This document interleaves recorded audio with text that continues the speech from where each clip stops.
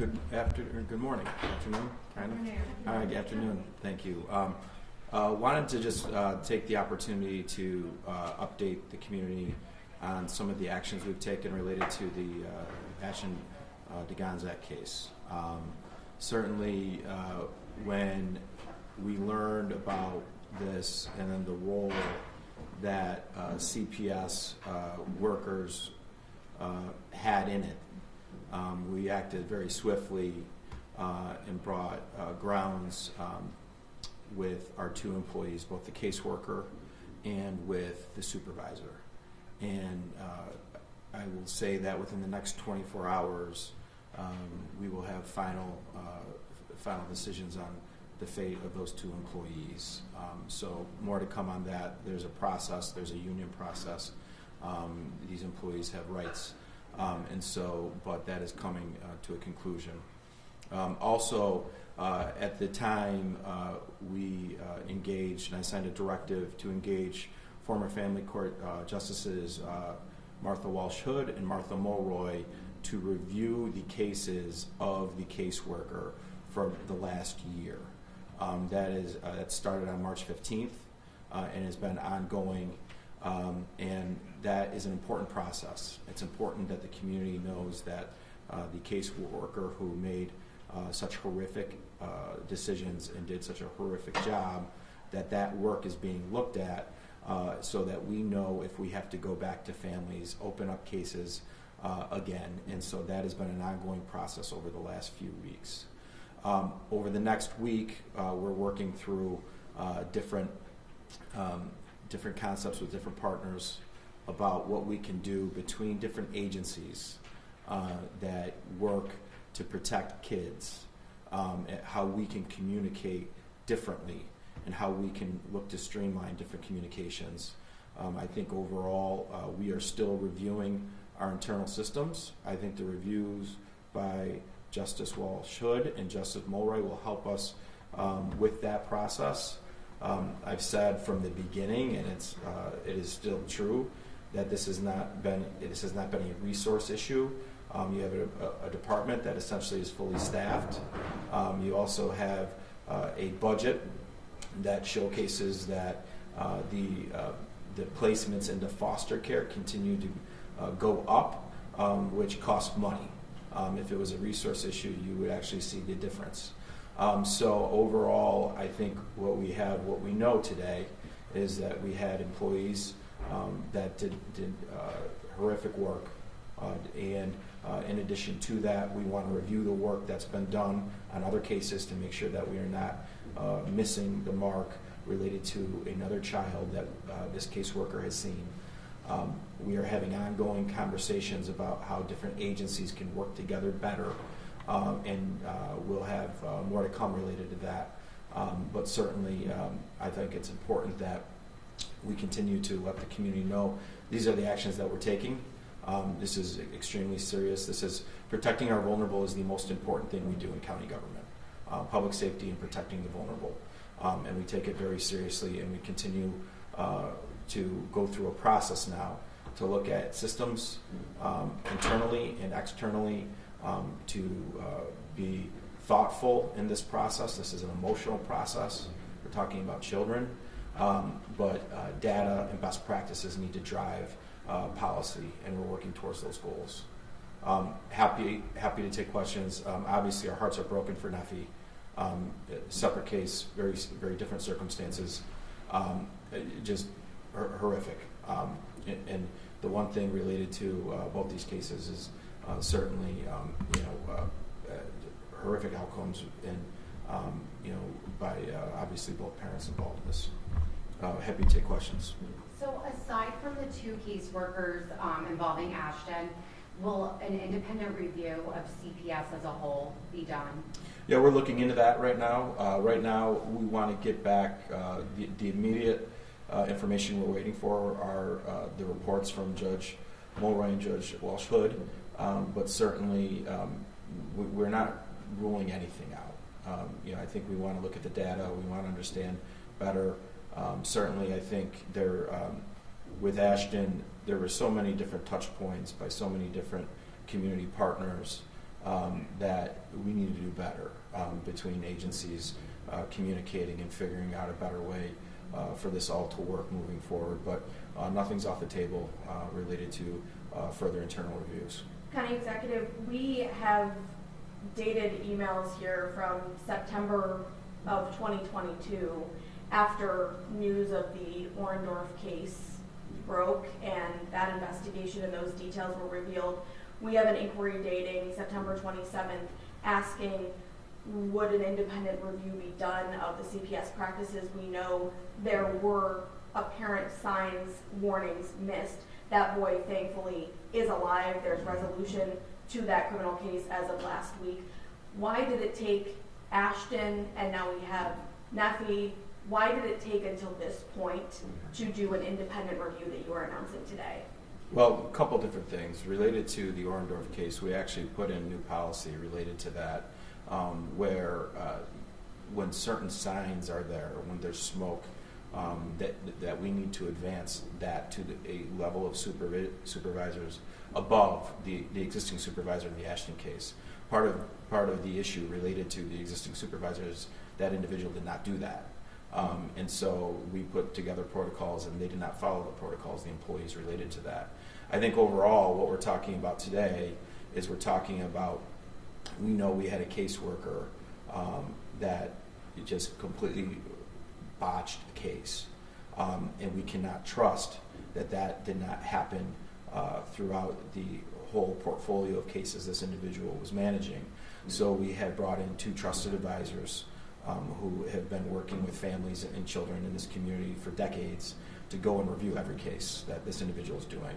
I think related to further review of the entire system, I think that is certainly an option, but we want to see the data with what has happened with Judge Walsh-Hood and Judge Mulroy with what they're going to share with us. So couldn't that have been done at that time too, taking that step?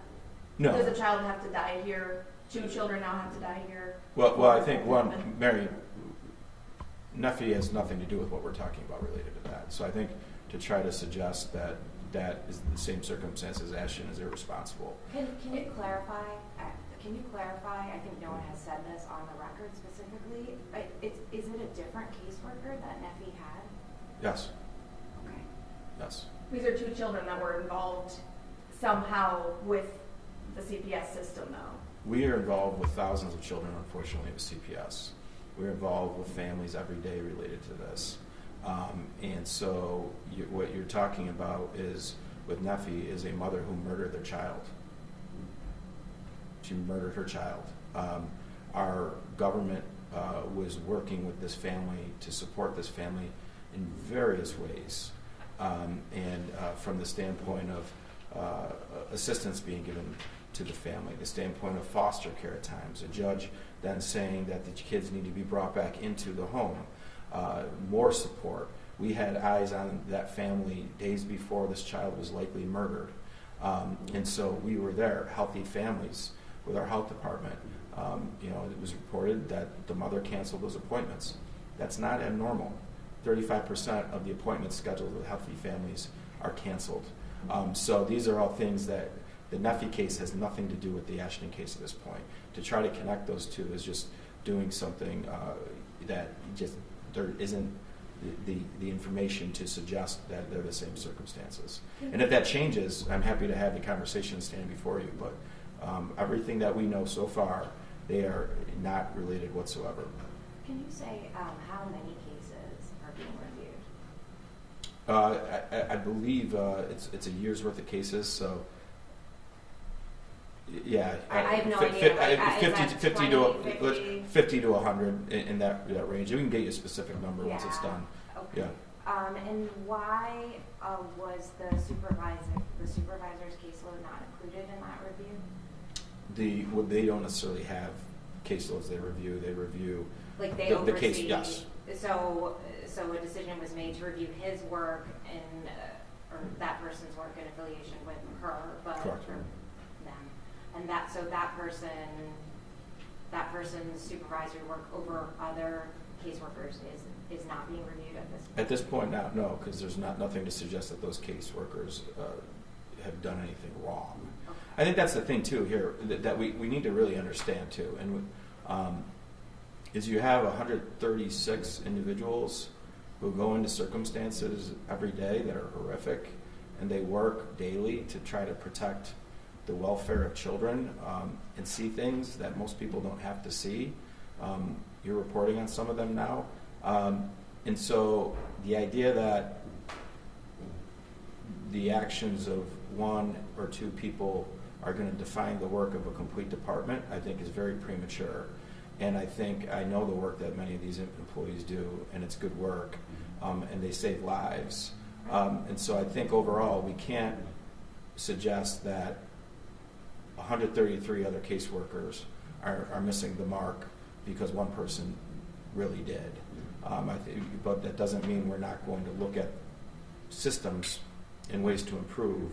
That's our job, and that's why we've taken the steps that we've taken now, and that's why we'll continue to take additional steps that merit correction when we have data to showcase that it needs correction. You've been pretty adamant that this is not a systemic problem. Is there data audits, anything that is done by the county of another agency that supports that assertion? Yeah, so my position is this is not a resource issue, and to date, we don't believe it's a systemic issue within the department. That can change, right?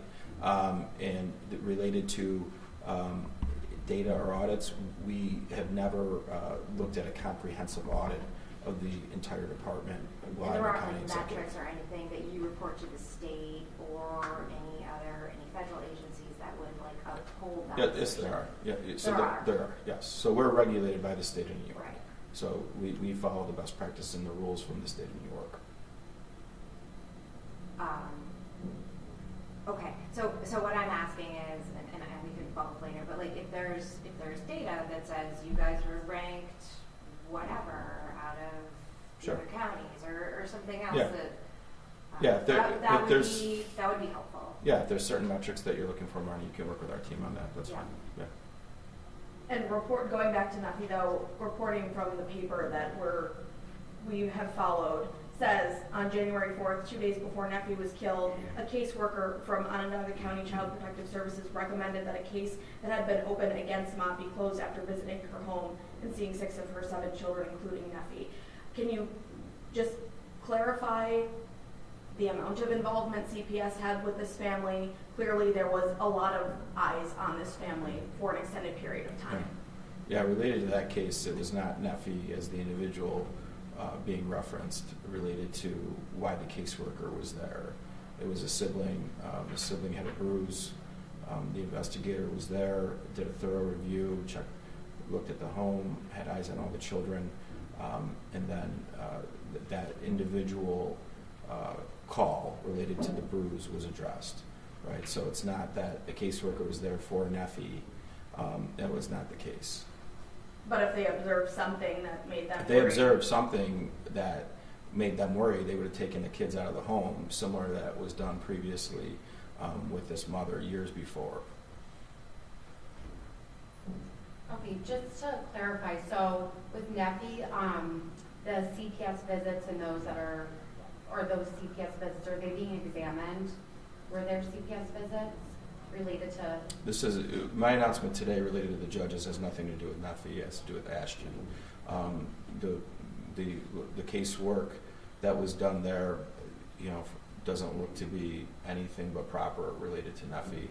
We were not called to the home because of something with Nuffy. We were called to the home because of a referral about a bruise that was investigated, and the case was closed based off of that bruise. Unfortunately, the mother chose to murder her child days later, but that was not that case. The reason the CPS worker was there was not because of Nuffy. But this was an almost 3-month period where she was seemingly off the radar, Nuffy I'm talking about, and not showing up at school. Different stories out there of what happened, but she did slip through the cracks in this community somehow. I think there's a lot of questions that need to be answered there, but nobody called us and said there's a missing child that didn't happen. So we don't know what we know. You know, we investigate based off of lip tips and leads, and nobody gave us a tip that there was a missing child for months. Nobody did that. Do you have any plans, or have you priced out, or how you could do a review of the entire department? Is that something that down the line, an audit, whether, you know, how you go about it, but like in Oswego County after Jordan Brooks, we've talked about this before. Sure. They ordered that independent audit of the entire DSS, their system, but would you do that here? Have you priced that out? I know it's a lot to say just review the whole. Yeah, look, financials, this isn't an issue of money, right? We're going to do what we need to do to make sure that we're protecting the welfare of kids. And so I think overall, once we have more data related to what is going on internally, I'll make the decision whether or not we need a full-blown review. And that option's on the table, Mary. It's not off the table at all. Regarding Ashton, there are many, mandated reporters that, were part of his life. We have teachers, we have, of course, CPS and all of that.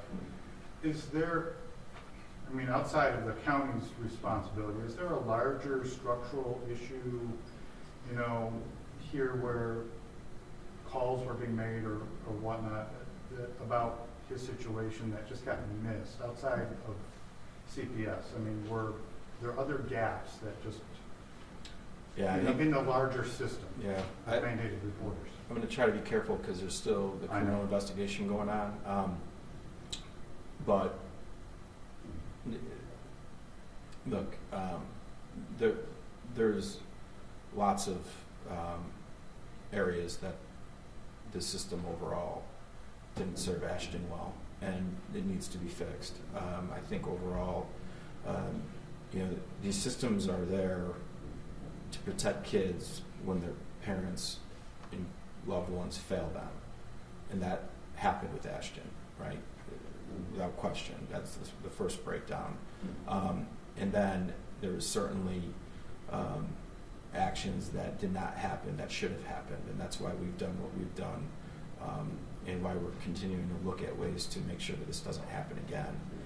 But I think really one of the things that we have to figure out a better way is when you have so many touches on a kid outside of the father, that how can we make sure that we're coordinating this better, and a fresh and honest assessment on that needs to happen, and it's starting to happen. Could you expand on those internal communications that you're having as a result of this issue? You mentioned just different departments communicating, working together to put data together. I guess could you just expand on that? Yeah, I think one of the things you got to understand is did the caseworker screw up so horribly on this, and is just one, or is it everything, or multiple cases? Because then that tells you something, right? Not just about the caseworker, but maybe about preparation, training, best practices, right? So you gotta understand that, right? You can't just make the assumption that everybody is doing something wrong in the department when you have so many people who are doing this every day. So the first step is to learn from two individuals who are trusted voices, who spent their careers sitting on a bench, and helping families and helping kids and being great partners with us, to give us an honest, independent assessment of what this individual was doing, and was this just one case in this portfolio of the individual, or is there multiple cases, and is there common, consistent areas where the individual was underperforming, right? And so these are things we're looking for, and again, we are not scared if the data shows that we need to have a full-blown review on the department for best practices, and to have that review. I just want we went through a public health crisis, right? And we always let data drive decisions, even when it was difficult and maybe took a little bit longer than we wanted to. We're going to let the data drive the decisions on this process too. And will you make that data public?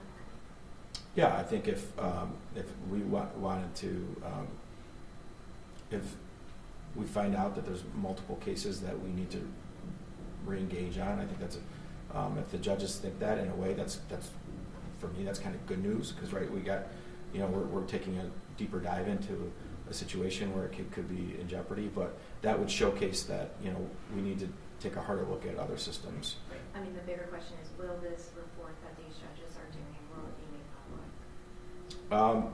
I'll go through our what our legal process is there, but I don't have an issue sharing what the results are. We're not going to talk about individual families. Right. But right. look at, like yeah. we wouldn't. I mean, everybody Yeah. knows that's the law. Yeah. And how much? Not that this is the point of why we're here, but are they being paid to do this? And how much are they being paid? No, they're not being paid. They're excellent. Still serving. Ryan, can you say, you said potential for criminal charges. The CPS worker could potentially face criminal charges? I don't want to speculate related to the CPS worker. Look, I think there's clear individuals in the situation with Ashton that, are probably looking at criminal charges, the father being one of them. So I think overall, I don't know enough. We cooperate fully with the district attorney with anything that he needs, and so he can speak more to that. Although these are three very distinct and separate cases in Onondaga County. We had the Orndorff case, we have Ashton, and now we have Neffy. What, in that context, what do you want to say to people in this community that are listening to this now, that are wondering why this is the headline we keep hearing, vulnerable kids in our community either being treated badly or dying as a result of it? What do you want to say to people who wonder if there are other kids suffering this same fate or near that same fate right now? Mary, the reality is there's lots of kids suffering related to issues of child abuse and neglect, right? And I mean, that's why we have the McMahon Ryan Child Advocacy Site. That's why we have caseworkers that deem kids to be unsafe, and we find foster care homes for them. That's why we have intense casework being done with families to help them so that this doesn't happen, right? So this issue is there. This is, our community is not, immune from all these issues. The reality is that right now there's, I can't tell you for why, but everyone can have their theories on why. There is an intensity related to, the danger with kids in certain conditions, and that's why you see our foster care numbers going through the roof. And so I don't know what that is. I don't know if that's because you're dealing after the impacts of COVID or what, but that's happening, right? So we're here as a safety net, and we need to make sure that we are performing as a safety net. And we really have zero margin for error. And when we have error, we need to address it thoroughly and comprehensively, and that's what we're trying to do right now. Ken, executive, sorry, if we could just ask one more clarifying question, just as we circle back to Neffy, just with the timeline, because you referenced it a little bit with some of the children being put into foster care, it being checked out, we can go back later. What do we know about how many siblings she had and the actual timeline, knowing that there's been reporting that when she was born from the get-go, there were drugs in her system? Yeah, I think overall that reporting, to my understanding, has been accurate. I think you have a situation where you had a mother who had children, and at one point foster care was involved, and then a judge said that the children were to go back to their mother, and then we had eyes on the family on January 4th, and we were there. The family receives a lot of support from the county, and will continue to receive a lot of support. And then you had a mother decide to kill her kid, and so it's just horrific. I mean, It's a nightmare. And that's 7 kids in total, if you know? I don't know if it's 7 kids, Connor. It might be. Is it 7? All right, so 7. Yeah, 7 children. You know, so it's you know, it's hard to talk about what's going on with Neffy. You know, yeah, I don't know if you were here or not when we were talking to Mary. I think with the one distinction with Neffy when we were there for January 4th in that house and everything checked out. We were not there for Neffy. We were there for a concern with one of the siblings. Thank you. Thank you. All right, thanks everybody.